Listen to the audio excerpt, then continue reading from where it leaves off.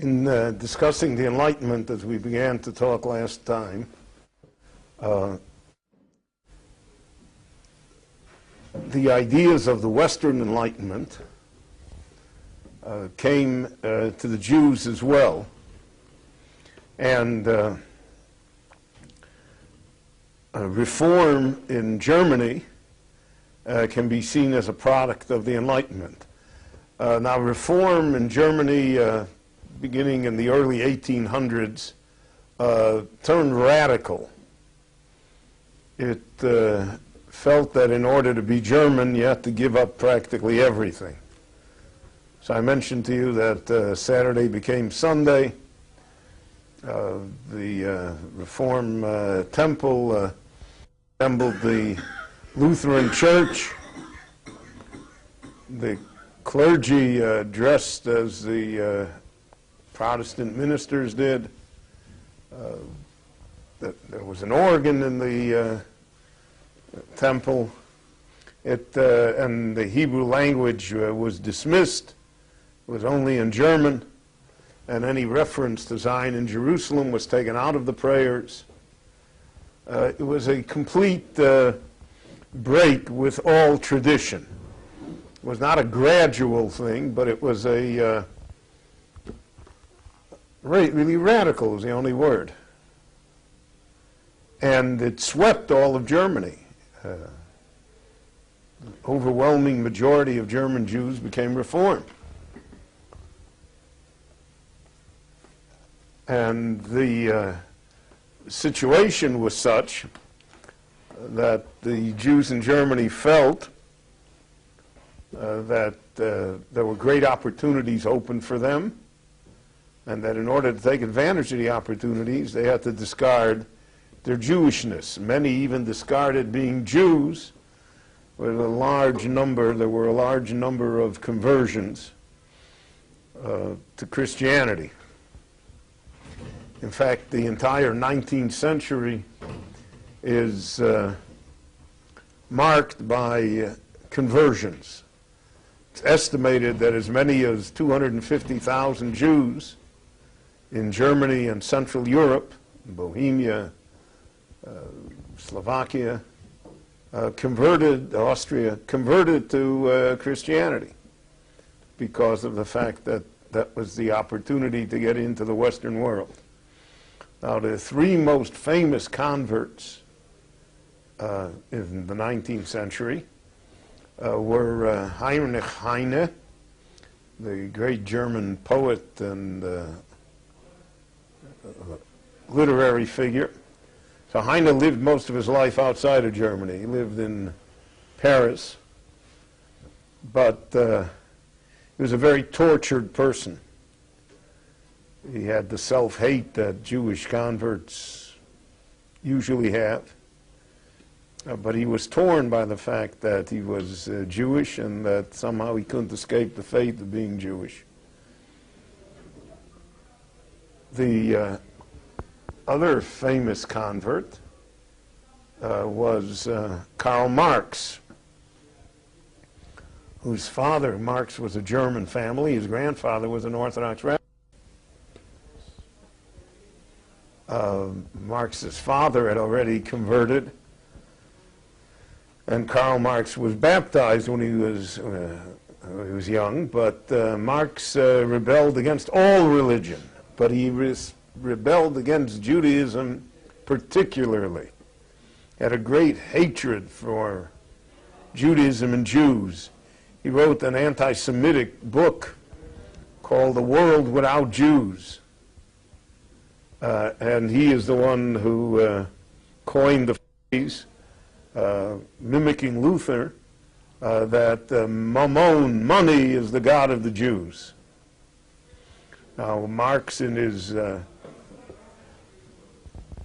attacks on capitalism, so he made the Jew a capitalist. The irony, as we all know, will be that when the communists came, they made the Jews a communist, so that the Jews on one hand were the capitalist exploiters, on the other hand they were the communist revolutionaries. So whichever side you wanted to vote on, it was the fault of the Jews. And in the 20th century, this illogical paradox took a tremendous toll on the Jewish people. Hitler ran on the basis of Jews being communists, but he equated Bolshevism with Judaism. And Stalin equated Jews with being capitalists. And hence he justified his anti-Semitism. So this was not pleasant, to put it mildly, for the Jews. But Marx, in the Communist Manifesto that he wrote with Friedrich Engels in 1848, and all the revolutions that came then, and the ideas of socialism and communism, Marx had a profound influence on the Jewish people and within the Jewish people. Because what Marx did is he took Jewish ideas, fairness to the working man, well, that's in the Torah. Paying decent wages and on time, that's in the Torah. Non-exploiting of others, don't exploit anyone, that's in the Torah. Lo sonu ish Yisraelu, you're not allowed to exploit, you're not allowed to take advantage of other people. And he also took the great messianic dream of the Jewish people that we're going to have a utopian world, the great world is going to come. And he married all of these ideas to his crackpot theories of economics. And then what happened was that Marxism turned into a fearsome machine that in the 20th century destroyed literally hundreds of millions of people. Between Chairman Mao and Stalin and the other little Marxists that were running around. So human life lost its value completely. Because when you try to reach the perfect world, everything is expendable. Everybody is expendable. And everybody that stands in your way is really the enemy of humanity because they're standing in the way of the perfect world. And this idea of utopianism, of messianism, of a perfect world, really is what destroys much in human life. You hear it today, on the left especially, who still long for a perfect world. Well, we all long for a perfect world, but that's not the way to go about getting it.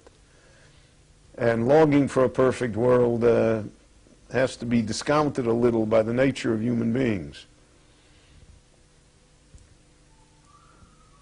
And if you don't do anything to change and improve the nature of human beings, then the perfect world will never arrive, no matter how coercive the government is in forcing you into the perfect world. If you want to understand, Marxism let loose, without any inhibitions and without any sense to it, you read the history of China from the Communist Revolution from 1948 till the middle of the 1970s at least, for 30 years. Estimated that 60 to 70 million people were killed. The country was impoverished, all kinds of crackpot ideas. Everybody was going to have a steel mill in his own backyard. Everybody's making steel. Meanwhile, the steel mills have no workers. Agriculture, you take everybody out of the cities and send them to work in agriculture, so then no food is produced. So you have great famines. All of these ideas, right? But the basis of Marxism is that the book is right. It's got to happen the way he said it was going to happen. Now, Chairman Mao had a little red book. I mean, what I'm telling you sounds like ancient history. We're talking 25 years ago, 30 years ago. And people will walk around with the little red book and read from it, the way a pious Jew reads Tehillim every day. And Chairman Mao was supposed to have swam, 100 miles upriver on the Yangtze River when he was 90 years old. All of this craziness. And you got a billion people that are under this craziness. but that was Marxism let loose. There still are Marxists in the world, but not many. The 20th century has proven the bankruptcy of his ideas. And in Jewish life, the Marxists were very strong. In fact, much of this country, much of the country of Israel, was founded and operated on Marxist ideals and a Marxist system. So it's broken down over the last 50 years, but it's still got a way to go. And the encumbrance of government on every facet of life here is a direct heritage of Marxist thought. So you had Heine in literature, you've got Marx in economics. Marx wrote an enormous book called Das Kapital, which I don't think anybody's ever read. It's, well, it's an exaggeration. There always are doctoral theses. But his book in German, you know, about his ideas about capitalism, and capitalism has to come into being, and it has to become powerful, etc., and then finally it will explode by itself, and then will come socialism, and after socialism, communism. So none of that happened. But because it was written in the book, and Jews are true believers, you know, no matter what. The rabbis say if you talk to them about the Baal, about idolatry, they're for it. They'll contribute. If you talk to them about the holy Mishkan, they're for it. They'll contribute, you know, whatever idea, right? So it's really in the presentation of the idea that the key is. A part of Marx's theory was that religion has to be abolished. All religion. He called religion the opiate of the masses. By that he meant, you know, if a person is, God forbid, ill, he's sick, but you give him opium, you give him drugs. He doesn't feel, for at least initially, right? He doesn't feel any pain, doesn't feel he's sick, he's on a high, doesn't realize that his body is wasting away. So Marx said the same thing about religion. The people that are poor, the lower class, the downtrodden people, the people who are workers, etc., as long as they have religion, they don't realize that they're supposed to rise up and throw out the bosses.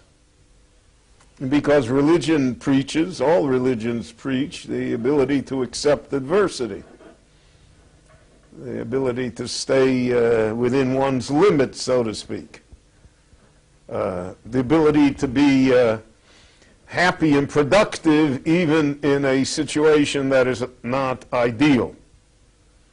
So that was the opium of the masses, right? People had faith, that they went to church every day. So they're never going to make the revolution because they're hoping that God is going to help them. So therefore, in order for the revolution to occur, in order for the destruction of capital to occur, and for a socialist communist world to come into being, you have to destroy religion. And therefore atheism became the faith of Marxism. And it was enforced rigorously by all communist countries. Part of the irony of our time is that undoubtedly religion has defeated communism. Poland, Russia, all the places where it was curtailed, it was forbidden, etc., religion has made an extremely strong comeback. And the ideas of communism, socialism, of Marxism have disappeared. Jews are stubborn, though, so in much of the Jewish camp, religion has not yet reappeared, even though the Marxist ideas are fading there as well. And this idea of atheism, it's a completely different confrontation than traditional Judaism ever faced. So reform, which was, what should I say, it's like Diet Coke. It was, it still was Coke, but it's not the same. But the ideas of Marx, of atheism, that's something else. That's a different brand completely. That's something that Jews couldn't measure. And for the traditional Jewish world, they really did not have a very good response to it, because of many reasons. But one reason that has to be said is that the Jewish establishment in Eastern Europe, people who had the money, the thin crust, the half of 1% of the Jews that owned factories and etc., were exploitative capitalists, were guilty of all of the crimes that Marx said they were guilty of workers having to work 16 hours a day. There were Jewish factories in Poland that were owned by religious Jews that would not hire Jews because they were open on the Shabbos, the factory. They obtained a Shtar Shabbat, a Sabbath document that allowed them, quote unquote, to be open. They took a fictitious non-Jewish partner, but they wouldn't hire any Jews. So here you had thousands of Jews that were unemployed in the Pale of Settlement, that were starving to death, and they couldn't get a job with the Jewish in the Jewish factories. And the reason they couldn't get a job because of religion.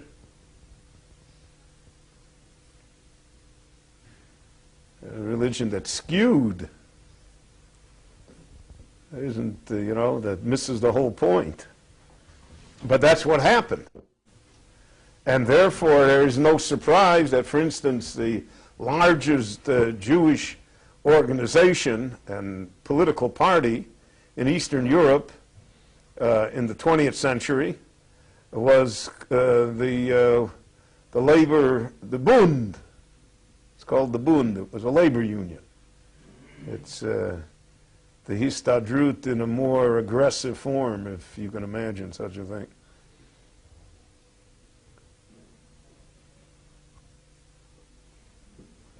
I just walked by all of our wonderful garbage outside. Why should they put out the fire? They're waiting for the firemen to go on strike too. Eventually, there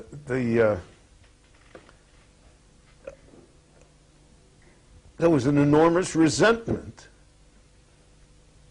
against this upper class, and the lower classes of the Jewish people became radicalized. This labor union, the Bund, was anti-religious, to put it mildly. As late as 1939, with the war already beginning, in Vilna, the Bund had its annual banquet on Kol Nidre night, on the night of Yom Kippur. I'm going to show you. And I remember in the United States, they always used to have their American branch, the Workmen's Circle. We used to have the Yom Kippur night dance. And posters all over the town. So you see, we've come a long way, because in Israel, no one would do that. Not in, no matter who, that they wouldn't do. There's that lesson we've learned. But the Bund was enormously powerful. It was the largest Jewish political party. It always had the most votes and the most representatives in the parliament, both the Lithuanian and the Polish parliament, the Jewish representatives. The Bund was enormously powerful. The Bund was anti-Zionist. because Zionism didn't fit in with Marxism. Marx is looking for the universal revolution, and there should be no nationalism, and there is no holy country, everything is all the same. And what happened was that Stalin took care of the Bund, killed them all out, because they had the double misfortune of A, being Jewish, and B, of not being exactly Leninist, Stalinist, you know, and it's a strange thing in ideology. If I have, let's say, ideology 100%, and there's somebody that has 0%, so I don't bother with him, because he's a lost cause anyway. But if I have somebody, mine is 100 and his is 90, I go after that guy with the 90. I'll destroy him. You'll see that in Israel, you see it in the religious world, in our world. You know, just a little different, right? That's it, get him. And so the Bund was a little different than the communists, and therefore he destroyed them all. They all ended up in Siberia in the slave labor camps. They're in Lubyanka prison with a bullet in the back of their neck. But that was a direct product of Marxism, and it took a long time. We are still in the midst of expunging that from our midst. So Heine was one apostate, and Marx was the other, but there's a third apostate, a man by the name of Benjamin Disraeli in the 19th century.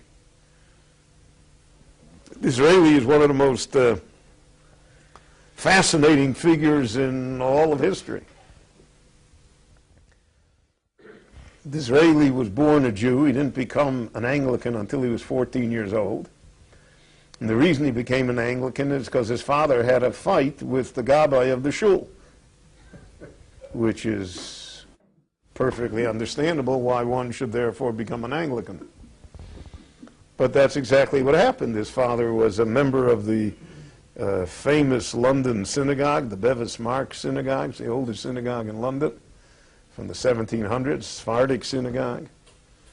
And there are different accounts as to what happened. Either they wanted to raise his dues, or they wanted him to serve on a committee, or they wanted his father to do something, and he had a big fight with the Parnasim, with the board of directors, etc., and they had a real fight, and he said, "I'll show you," and he took his two children and converted them to Anglican. So he probably would have done it anyway, because, but this was like the trigger. And from the time he was 14, Disraeli was raised as an Anglican. Now, Disraeli was a character. He wore the most outlandish clothing that you can imagine. Outlandish colors, yellow, green. He was the, I mean, you knew him when he was coming. I mean, you could see him coming, right? And he was an author. He wrote dime novels. He made a fortune. Sold millions of copies of his dime novels. And all of his life, even though he's an Anglican, he's a Jew. Not only a Jew, so you have Heine, who tried to escape being Jewish, Marx, who denied and hated Jews. Disraeli, on the other hand, made himself great as being a Jew because he invented a pedigree for himself. And he said that the Disraeli family comes from the rulers of Judah thousands of years ago. We're a family of aristocrats. Now, in England, in the 19th century, being an aristocrat was an important thing. Nobility, even though it's called the House of Commons, but the nobility still played a great role. And so he created this pedigree of nobility for himself. And he's the one who said, when so in Parliament, he became a Tory, and he was a very good orator, excellent orator, and very skilled in debate. Now, in the House of Commons, debate is an art that's practiced. People interrupt in the middle. So in our wonderful Parliament, it's just insults back and forth, right? It's just, you cannot, there's almost no witticisms involved. But in the British House of Parliament, the debate is brought to its highest level. And there always are clever jabs and plays on words and all sorts of things, to be a skilled debater. And he was a very skilled debater. So what happened was that when he would get up to speak, the liberals on the other side, the Liberal Party, because then there was no Labor Party yet, they would holler, "Old clothes for sale," because the Jews were peddlers on the lower, in the East End of London. And that was the caricature of a Jew, is that he sold schmattes. So you get up to speak and they're hollering "old clothes for sale." So he coined the famous line. He said, "My ancestors were kings in Jerusalem when yours were grubbing for mushrooms in the marshes of England." So he used his Jewishness as a weapon, even though he's an Anglican. And there are not many people who could walk that tightrope. But he did so successfully his entire life. He was a confidant of Queen Victoria. He was her favorite legislator at a time when the Queen still meant something. Prime Minister. Well, then he became the Prime Minister, right? Then he led the Conservative Party to victory a number of times, and he was the Prime Minister of England. And he's really the man who invented the imperial system, the Empire of England. Under him, India became part of England. He made her Empress of India. He was an out-and-out British imperialist when imperialism was not a pejorative word, when it was a positive thing and not a negative thing. And he fought for what was called the Jew Bill. The Jew Bill was passed in England. Until the Jew Bill, Jews legally didn't have rights in England. Jews had been expelled from England in the 13th century. They came back in the 18th century, but they came back unofficially. Nobody bothered to throw them out, but they were not legal. And the Jew Bill took care of all of those impediments, and there was a very large-scale immigration of Eastern European Jews to England. Many of the Eastern European Jews who came to England thought they were coming to America. They got off the boat. They embarked for New York, and the boat, they landed in Southampton, and they got off.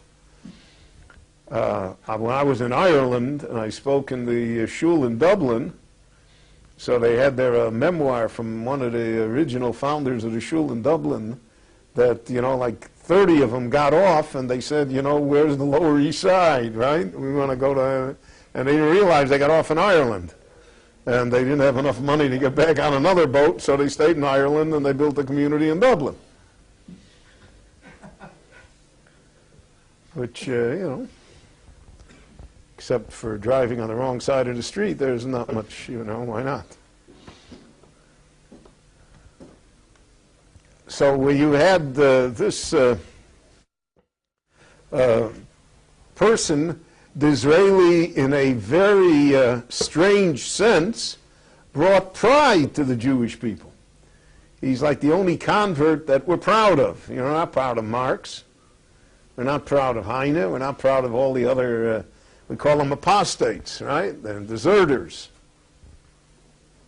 But Disraeli enhanced the Jewish image. He was made a lord. He was called Lord Beaconsfield. Now, if you look in there's a British magazine called Punch, which was a satiric political magazine with cartoons.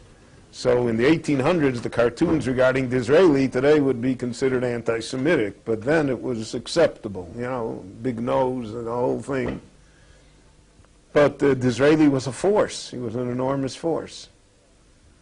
And he was a person that captivated people. Well, now, naturally, he married a non-Jewish woman. His descendants are all non-Jewish. They have nothing to do with the Jewish people.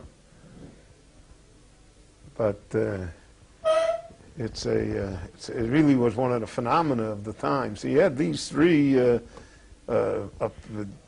converts away from Judaism, each one representing a different path. Now, there were a lot of people that wanted to be Disraeli, because after all, Disraeli made good.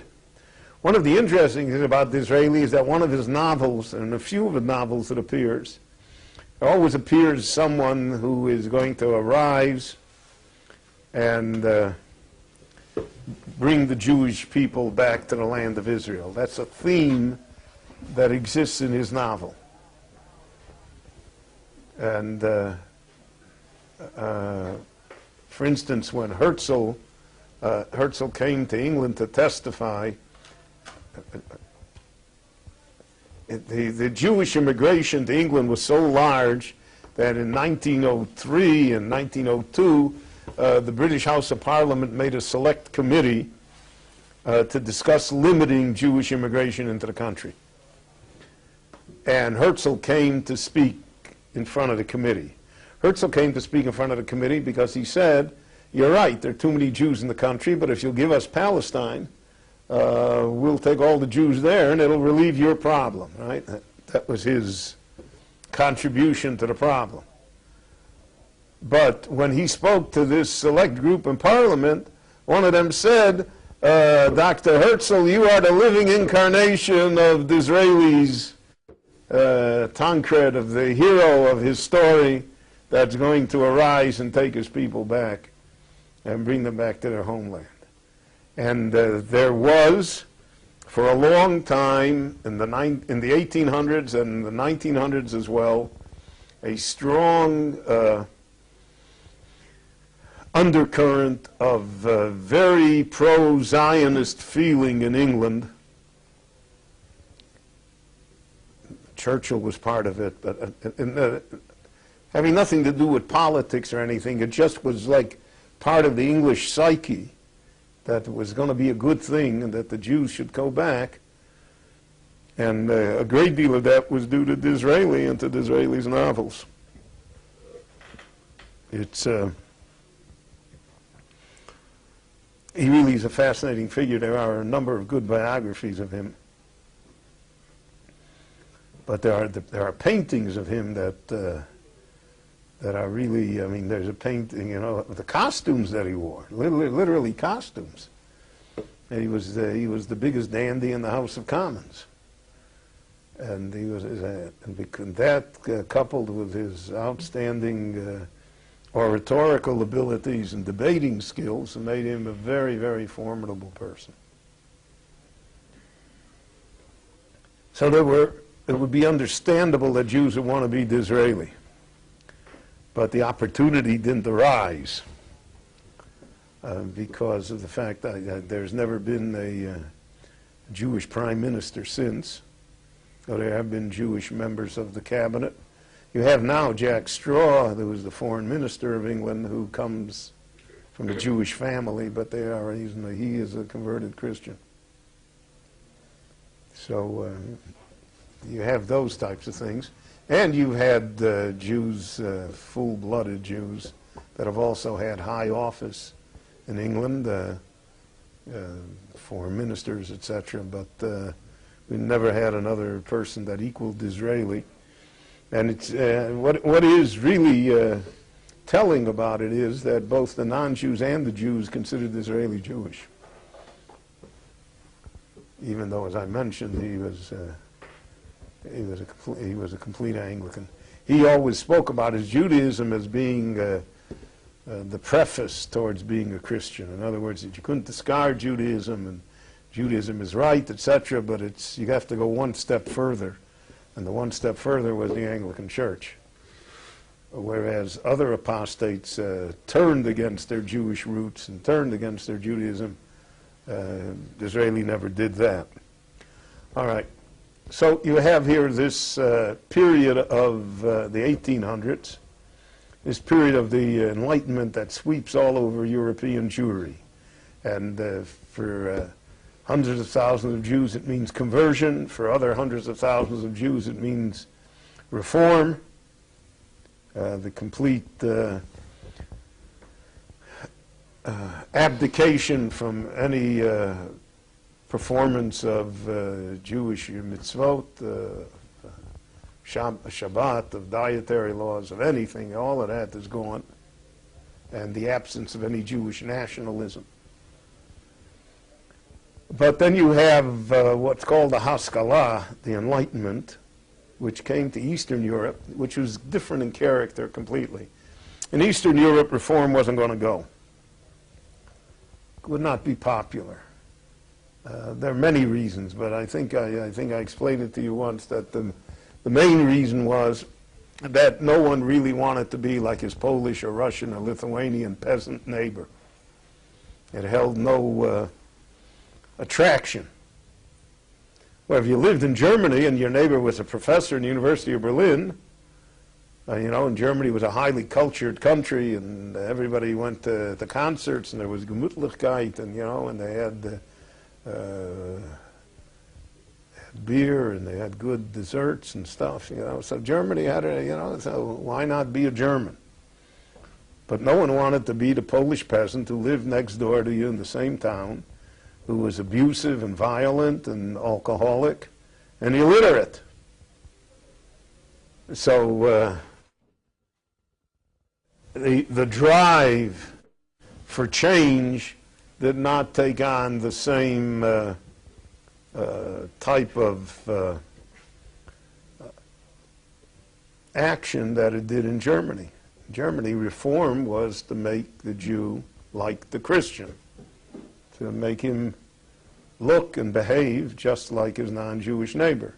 And it was to take Judaism and make it look like a modified form of Christianity without having to acknowledge the Christian Savior. But that was not the case in Eastern Europe. There was no chance for that to happen. But what did happen in Eastern Europe was that the ideas of the Enlightenment came into play, and those ideas were seen as the solution to the Jewish problem.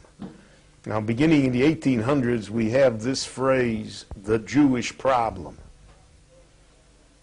Now, the Jewish problem originated in Russia under the Tsars. But then, because of the propaganda of the Tsars, it spread throughout Europe, so that even today you hear people talk about the Jewish problem. And it's interesting that the Jews themselves adopted that type of language and spoke about the Jewish problem.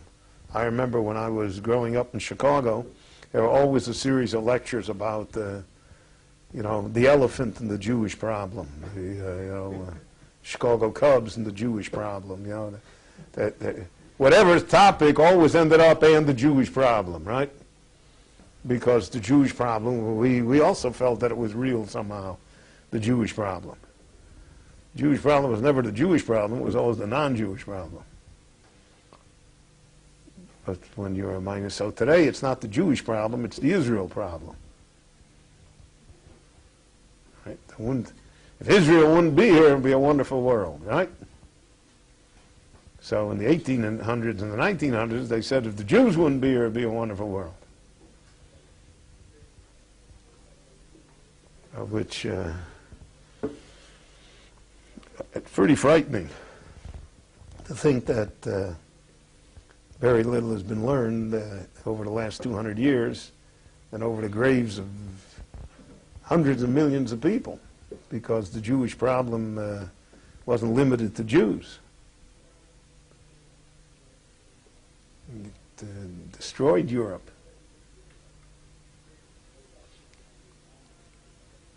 Now, the czars didn't know what to do with the Jews. They just didn't know what to do with them. They couldn't incorporate them into their system because it was a dictatorship, and because everybody in Russia was supposed to belong to the Russian Orthodox Church. And the policy of the Russians always was to oppress minorities, which when the communism under the Soviet Union reached its height, but it still exists today.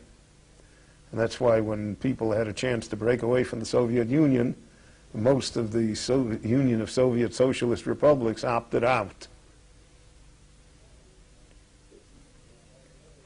Now, so the Tsar and his ministers came up with a slogan that the solution to the Jewish problem lay one-third assimilation.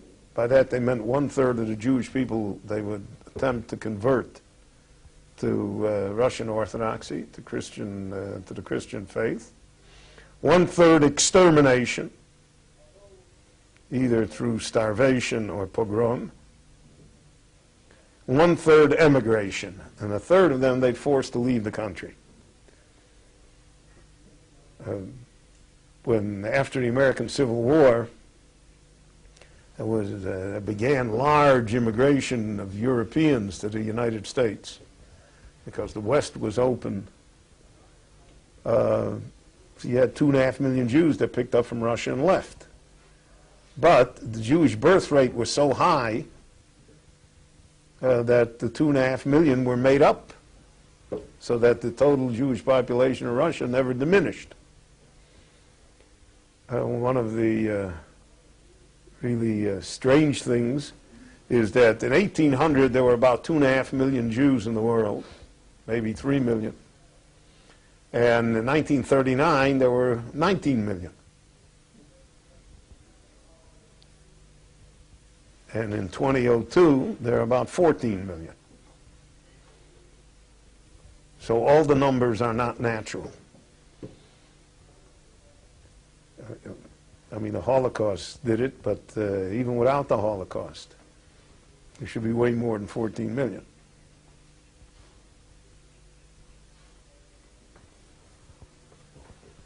So one-third assimilation. Well, they never accomplished the one-third assimilation because Jews were not easy converts. Very, very few converted. Those that converted were from the top intellectual class who wanted to get ahead. You couldn't be a professor in a university in Russia unless you were Russian Orthodox. It was, so if you wanted to get ahead, there was a famous Jewish apostate in Russia that remained very close with the Jewish community. So the story is told, it probably is a legend, but it certainly points out the issue. The story was told that they once asked him, a Jew once asked him, how come you converted? I mean, do you believe in that, in icons and all the nonsense of almost the paganism of the church in Russia? Yeah, no, I don't believe. So then why did you convert? He says, I thought about it, and I see that it was worth it. So he said, what do you mean it was worth it? He said, I thought about it, and I said that it's better to be a professor in St. Petersburg than a Melamed in Pinsk. And that pretty much described what happened here, is that if you wanted to get ahead somehow, we have a painful story, but I just want to tell it to you as an example. Rabbi Yisrael Salanter, the great founder of the Musar movement that we're going to talk about eventually. So his name is Lipkin, Rabbi Yisrael Lipkin. The former Israeli chief of staff, Lipkin Shachak, is a descendant of his. So Rabbi Yisrael Lipkin had a son. He's the great rabbi, the head of the Musar movement. He had a son who was went away from tradition, and who was a brilliant mathematician. Brilliant mathematician. In fact, even today in mathematics, his theory is still studied. It's called the Lipkin parallelogram. It's a whole theory, combination, trigonometry, etc. He was a genius in it. And he was such a genius, and the Russians wanted to have him in their university, that they made him a university professor in St. Petersburg, even though he did not convert. But otherwise, the one-third assimilation had to happen. Now, the one-third extermination, they tried also. But you have to realize that no one imagined Hitler's methods. No one understood what could be done if you really set your mind to doing it. And therefore, even though there were pogroms, and the pogroms were government-sponsored and government-allowed and police encouraged, but you're talking about small numbers. The Great Kishinev pogrom, over which Teddy Roosevelt in the United States threatened to break diplomatic relations with Russia, killed 41 Jews. Now, 41 Jews is one pigua today. That's no numbers. And we're talking about over 6 million, right? So what's 41? But no one had the the breadth of vision that Hitler had, that the Nazis had, the Germans had, of what could be done if you really set your mind to it. So the one-third extermination also didn't happen. Because if you kill 41, that's not going to solve your problem. And the one-third emigration, as I mentioned to you, was made up. It was made up by the soaring birth rate. A birth rate probably that the Jews didn't have since the time that they were in Egypt, when they started out with 70 and ended up with millions and millions. And so Russia is stymied. You're stuck with the Jewish problem. And there were therefore a number of answers that came into play. What is interesting is that the Jews themselves tried to provide an answer. The Jews felt, or a section of the Jews felt, and especially the section of the Jews that was close to the Haskalah, they felt that if the Jews were modern, the Jews had a culture, the Jews didn't dress funny and look funny and smell funny, that the Russians would accept them. They could become part of Russian society. And don't forget, Russian society had great parts to it as well. Russian music, great composers. Russia is a soulful place. Had great literature. Had inspiring figures. So all of this together, the Jews felt, well, we will provide Russia with the solution to their problem. And the solution to that problem is that we're going to become modern, civilized. We're not going to become Reform. You see, Reform changed Judaism. The Haskalah attempted to change Jews. Reform was a new form of Judaism. The Haskalah was not a new form of Judaism. They said, you'll be a Jew in your house, and you'll be a regular Russian on the street. On the street, nobody will recognize you as a Jew. You won't have a beard, you won't wear funny clothes, you'll speak Russian.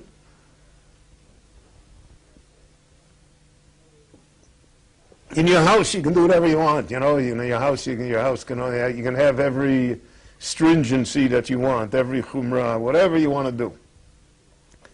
Now, that was the basic tenet of the Haskalah, not realizing, because again, it takes 100 years for you to test out a theory that if you're a Russian on the street, eventually you become a Russian in the house too. which is really what happened. And that's what happened in the United States also. We're all Americans, right? But if you're really American, so then you eat at McDonald's, you know, and Saturday you go to the football game. You don't have time for all this. And that is the experience here of what happened. So next time we'll talk about what the Enlightenment program was and what the different sections in the Enlightenment were, and how the Enlightenment has survived until today in various forms here in Israel, whereas in the United States it's almost as non-existent.